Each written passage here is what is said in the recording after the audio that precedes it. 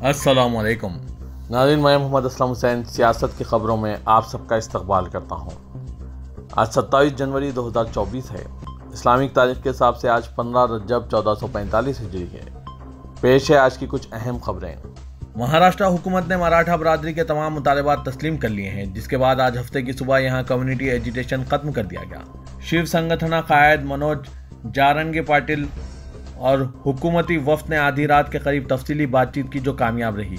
बाद में हुकूमत ने एक सरकारी नोटिफिकेशन जारी किया, जिसकी एक कॉपी सुबह 5 बजे के करीब पाटिल के हवाले की गई। इसके बाद इसने अपनी टीम से मशवरा किया और अपनी भूख हड़ताल को खत्म करने का फैसला किया। महाराष्ट्र के वज़ीर एकनाथ शिंदे आज सुबह 8 बजे के करीब नवी मुंबई पहुंचे और जारंग पाटिल को फलों के रस का गिलास पेश किया, जो अपनी 3 रोज़ा भूख हड़ताल खत्म की।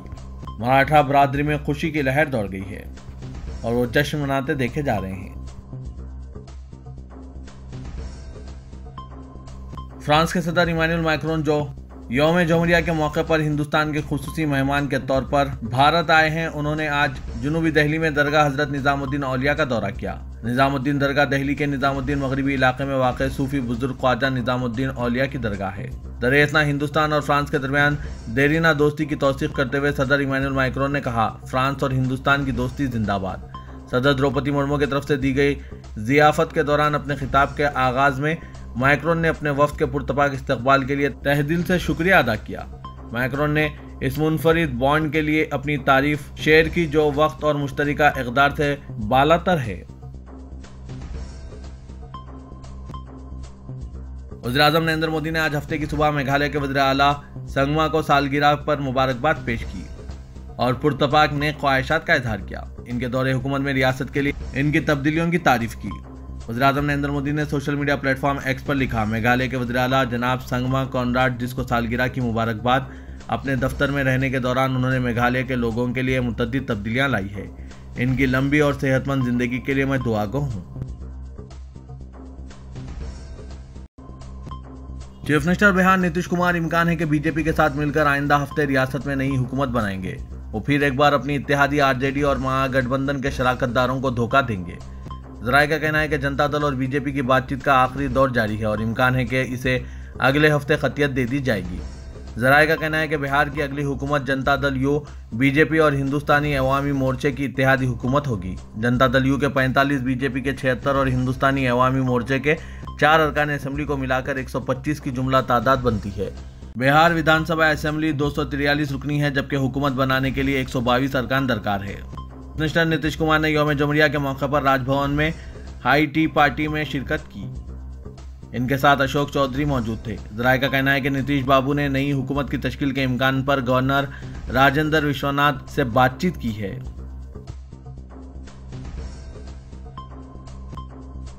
उत्तर प्रदेश में ज्ञानवापी मस्जिद कमेटी ने कहा कि महकमा आसार खदीमा की मस्जिद के बारे में रिपोर्ट, जिसमें हिंदू फरीक के वकील ने दावा किया है कि मस्जिद को पहले से मौजूद मंदिर की बाक़यात पर तामीर किया गया है, सिर्फ एक रिपोर्ट है, कोई फैसला नहीं।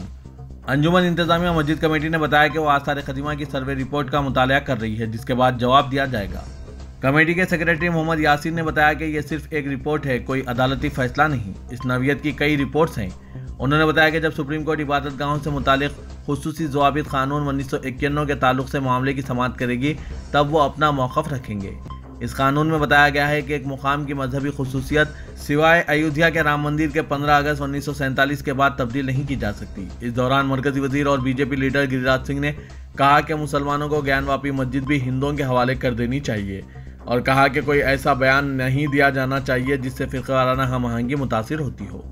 इनका ये रिमार्क्स ऐसे वक्त सामने आया जबकि हिंदुस्तानी महकमा आसार खदीमा की सर्वे रिपोर्ट को मंजर आम पर लाने वाले वकील ने, जो हिंदू फरीक की नुमाइंदगी करते हैं, दावा किया कि रिपोर्ट के मुताबिक मस्जिद वहां पहले से मौजूद एक मुनहदिम मंदिर को मुनहदिम करके बनाई गई है।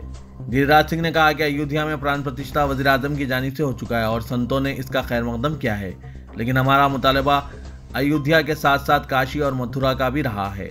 उन्होंने कहा कि मैं मुसलमान भाइयों से अपील करता हूं कि जब सारे सबूत सामने आ चुके हैं तो काशी भी हिंदुओं के हवाले कर दें। नाज़रीन, गिरिराज के बयान पर आपकी क्या राय है, कमेंट के जरिए ज़रूर बताइएगा। दस्तूर के हर हिंदुस्तानी को अता करदा बुनियादी हुकूक आहिस्ता आहिस्ता तल्फ किए जा रहे हैं। अवाम की तवज्जो हटाने और हक़ाइक़ को छुपाने हुकूमत जज्बाती मसाइल का इस्तेमाल कर रही है। सदर कांग्रेस मल्लिकार्जुन खड़गे ने आज ये इल्ज़ाम आयद किया। उन्होंने कहा कि दस्तूर जमहूरियत और इंसाफ के तहफ़्फ़ुज़ के लिए जद्दोजहद करने कांग्रेस ने तय कर लिया है। 75वें यौम जमहूरिया पर अवाम को जारी करदा पैगाम में मल्लिकार्जुन खड़गे ने कहा कि आज के दिन हिंदुस्तान खुदामत पसंदी और नौ आबादियाती निज़ाम की जंजीरों को तोड़कर एक जमहूरिया में तब्दील हो गया और कहा कि मुल्क के दस्तूर की बुनियाद इंसाफ, इफ्तिखार और हर एक के साथ मुसावायाना सलूक के हिंदुस्तानी इक़दार पर रखी गई थी। उन्होंने कहा कि यही हमारे मुल्क के समाज, मईशत और सियासी इख्तिराक की बुनियाद है। उन्होंने ज़ोर देकर कहा कि इंसाफ, यकसानियत, यकजहती, आज़ादी, सेकुलरिज्म और सोशलिज्म हिंदुस्तान के बुनियादी सुतून हैं। खड़गे ने इल्ज़ाम आयद किया कि आज इन सुतूनों पर खुद हुकूमत हमला कर रही है। उन्होंने मज़ीद कहा कि बानियान दस्तूर पंडित जवाहरलाल नेहरू, बाबा साहब अम्बेडकर, सरदार पटेल, बाबू राजेंद्र प्रसाद, मौलाना अबुल कलाम आज़ाद और दस्तूर साज असम्बली के दीगर कदावर शख्सियतों ने यह तस्वुर ही नहीं किया था कि दस्तूर को ऐसे चैलेंजों का सामना करना पड़ेगा। उन्होंने इल्ज़ाम आयद किया कि आज हर हिंदुस्तानी को दिए गए दस्तूरी बुनियादी हुकूक को आहिस्ता आहिस्ता ख़त्म किया जा रहा है।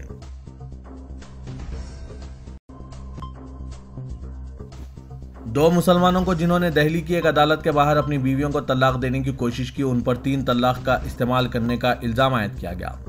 पुलिस ने अपने एक बयान में कहा कि इसने दोनों अफराद के खिलाफ FIR दर्ज कर ली है। पहले केस में एक खातून ने बताया कि वो और इसकी बहन नान व नुफ़क़े से मुतालिक कार्रवाई में हिस्सा लेने दिल्ली की 30 हज़ारी अदालत गई थी। मुकदमे की समाअत के बाद इसके शौहर ने कमरा अदालत के बाहर इसे 3 तलाक दिया।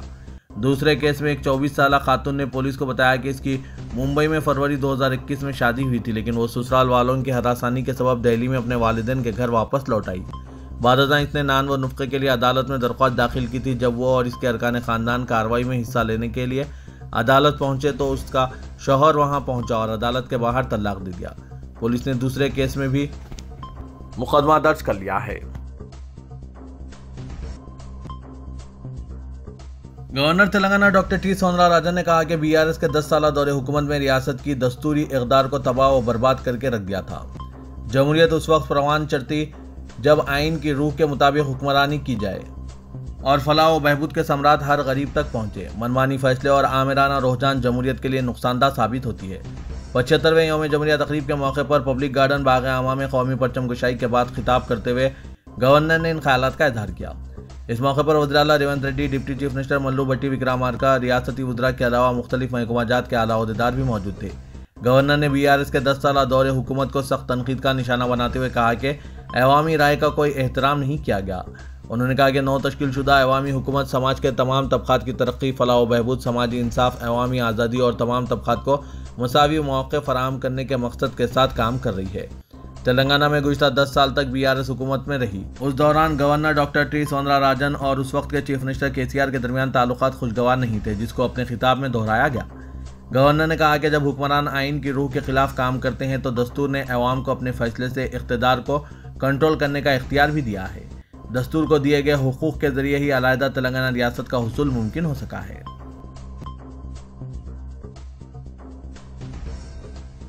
रोजनामा सियासत अपने सहाफ़ती इक़दार को फरामोश किए बगैर मिली मसाइल, बिलखुसूस मुआशी, तालीमी और समाजी पसमानदगी के मामलात पर हमेशा की तरह आवाज़ उठाता रहेगा और इदारे सियासत की मिली खिदमत का सिलसिला जारी रहेगा। जनाब जाहिद अली खान, एडिटर रोजनामा सियासत ने न्यूज़ एडिटर सियासत जनाब आमिर अली खान को गवर्नर कोटे के तहत रुकने कानून साज कौंसल नामजद किए जाने पर मुबारकबाद पेश करते हुए ये बात कही। जनाब जाहिद अली खान ने कहा कि इदारे सियासत 75 साल से हिंदुस्तानी मुसलमानों की आवाज़ बना हुआ है और जब कहीं जहाँ कहीं मुसलमानों के साथ नाइंसाफ़ी हुई, इदारे सियासत ने आवाज़ उठाई और हमेशा अपने क़ारीन व नाज़रीन को हक़ाइक़ से वाकिफ़ करवाने में बेखौफ आवाज़ उठाई। एडिटर सियासत ने जनाब आमिर अली खान को मशवरा दिया कि वो जिस तरह अखबार सियासत और इदारे सियासत के मुख्तलिफ प्लेटफॉर्म से मिल्लत के मसाइल पर आवाज़ उठाते और इनके हल के लिए मुतवज्जे करवाते रहें, इसी तरह ऐवान में भी मिली मसाइल के हल के लिए आवाज़ उठाएं ताकि मिल्लत की पसमानदगी को अमली तौर पर दूर करने के इक़दामात सरकारी सतह पर मुमकिन हो सकें। मरकजी वज़ीर दाखिला अमित शाह कल 28 जनवरी इतवार को तेलंगाना का दौरा करेंगे ताकि तेलंगाना बीजेपी कैडर में आइंदा पार्लिमानी इंतखाबात के लिए जोश खरोश पैदा कर सकें। बीजेपी ज़राए ने बताया कि अमित शाह इस दौरे के मौके पर महबूबनगर और करीमनगर में पार्टी कैडर से खिताब करेंगे। इसके अलावा वो हैदराबाद में दानिश्वरों के इजलास से भी खिताब करने वाले हैं। ये उम्मीद भी की जा रही है कि अमित शाह का रियासत के सीनियर कायदीन के साथ अलहदा इजलास भी होगा, जिसमें लोकसभा इंतखाबात के लिए पार्टी उम्मीदवारों के इंतखाब के मसले पर गौर व खौज किया जा सकता है। ज़राए ने बताया कि अमित शाह इंतखाबी मंशूर की तैयारी और दीगर उमूर पर भी पार्टी के सीनियर कायदीन के साथ तफसीली तबादला ख्याल करेंगे। सदर बीआरएस और साबिक चीफ मिनिस्टर तेलंगाना के चंद्रशेखर राव ने जारी माह के अवाखिर से शुरू होने वाले पार्लियामेंट के बजट इजलास में दोनों ऐवानों लोकसभा और राज्यसभा में तेलंगाना के साथ नाइंसाफियों पर आवाज उठाने की पार्टी के अरकान पार्लियामेंट को हिदायत दी है। मेदक जिले के एरावली में वाक़ चंद्रशेखर राव के फार्म हाउस में बीआरएस पार्लिमानी पार्टी का इजलास मुनक़िद हुआ। इस इजलास की सदारत चंद्रशेखर राव ने की।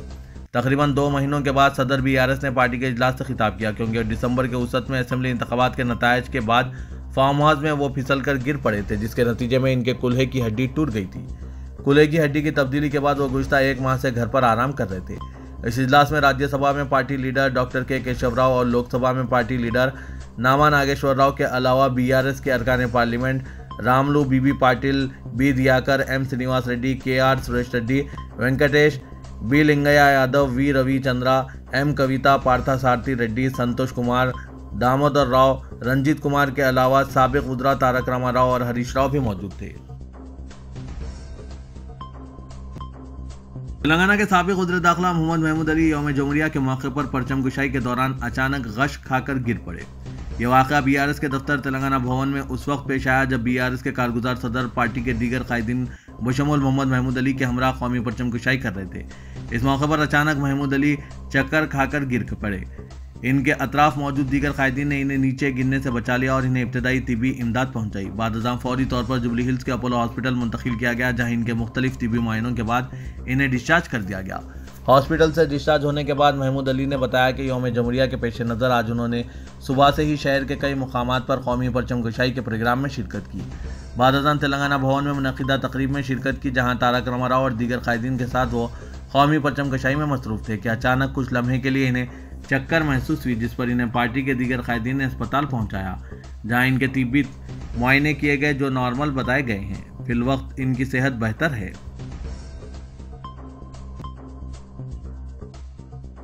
तेलंगाना के वज़ीर आला रेवंत रेड्डी की ज़ेर क़यादत कांग्रेस हुकूमत ने यौम जमहूरिया के मौके पर 231 कैदियों को खुसूसी मुआफ़ी मंजूर करने का ऐलान किया है। इनमें 212 उम्र कैद के सदा याफ्ता कैदी और 19 दूसरे कैदी शामिल हैं। आज जारी करदा एक प्रेस नोट के जरिए मुतलक किया गया कि गवर्नर डॉक्टर टी सौंदरराजन ने भी दस्तूर हिंद की दफ़ा 161 के तहत हुकूमत के इस फैसले को मंजूरी दे दी है। प्रेस नोट में बताया गया कि वक्तन फ़वक्तन अवामी नुमाइंदों, गैर सरकारी तंजीमों, कैदियों और इनके अफराद ख़ानदान की जानिब से कैदियों की रिहाई के लिए नुमाइंदगियाँ की जाती रही है। हुकूमत 3 मौक़ों 26 जनवरी, 15 अगस्त और 2 अक्टूबर को गांधी जयंती के मौके पर कैदियों की रिहाई का ऐलान करती है। अलहदा रियासत तेलंगाना की तश्कील के बाद 2016 और 2020 में 2 मरतबा कैदियों को रिहा किया गया और अब कांग्रेस हुकूमत ने जियो नंबर 2 मोरिका 24 जनवरी 2024 की इजराई के जरिए यौम जमहूरिया के मौके पर जेलों में बेहतर चाल चलन वाले जुमला 231 कैदियों की रिहाई का फैसला किया है, जिसके जरिए वो समाज से दोबारा वाबस्ता हो जाएंगे और इससे रियासत तेलंगाना को जुर्म से पाक रियासत बनाने के तय एक रास्ता फराहम होगा। कांग्रेस के सीनियर क़याद के जाना रेड्डी ने चीफ मिनिस्टर रेवंत रेड्डी की कारकर्दगी इत्मीनान बख्श होने का दावा किया। कांग्रेस पार्टी ने अवाम से जो वादे किए थे, इसको पूरा करने के लिए हुकूमत बड़े पैमाने पर इक़दामात कर रही है।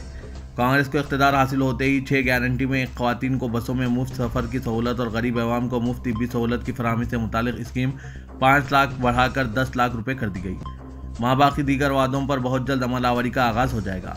आज मीडिया से बात करते हुए जाना रेड्डी ने कहा कि रेवंत रेड्डी ने बहैसियत चीफ मिनिस्टर अभी तक मिसाली खिदमत अंजाम दी है। कांग्रेस हुकूमत अवामी तौक़ात पर खड़ा उतरी है। अवाम को अपनी हुकूमत का एहसास हो रहा है।